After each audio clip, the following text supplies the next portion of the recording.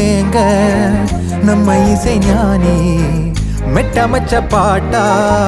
பொங்கி வழிஞ்ச